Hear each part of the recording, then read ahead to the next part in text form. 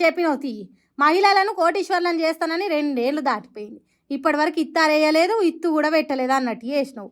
కోటి కాదు కదా, లక్షాధికారులను కూడా చేయలేదు సీఎం రేవంత్ రెడ్డి అని అనుకున్నారు. ఏమో తెలియదు కానీ సభకొచ్చిన అక్కలు ఇంటికి పోయేతో పట్టిండ్రు. మళ్ళీ అందరు ఇందిరమ్మ చీరలు కట్టుకున్న మహిళా సంఘం ఆడోళ్ళే ఉన్నట్టున్నది. అరే గట్ల పోతున్నారు ఏందక్క? ఓ దిక్కు సీఎం సార్ మాట్లాడుతూనే ఉన్నాడు, మంచిగా కూర్చొని నీ మనసుకి ఎక్కించుకోండి.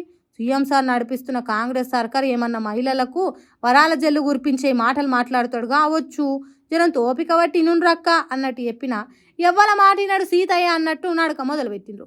వచ్చినామా జరసేపు కూర్చున్నామా వెళ్ళిపోయినామా అన్నట్టు ఉండాలి అన్నట్టు చేసిండ్రు.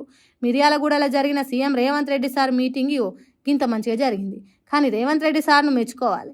సవల జనం ఉన్నారా, వెళ్ళిపోతున్నారా, దంచుతున్న స్పీచ్కు దడుచుకున్నారా అనేది ఏం పట్టించుకోకుండా మాట్లాడుతున్నాడు చూడు. సార్ ఓపికకు మొక్కాలి. అంతే సారు, జనం ఉన్నా లేకున్నా ఆఖరికి ఖాళీ కుర్చీలకైనా చెప్పుండ్రి కానీ మీ స్పీచ్లు మాత్రం ఆపకుండ్రి అన్నట్టు మాట్లాడుకున్నారట.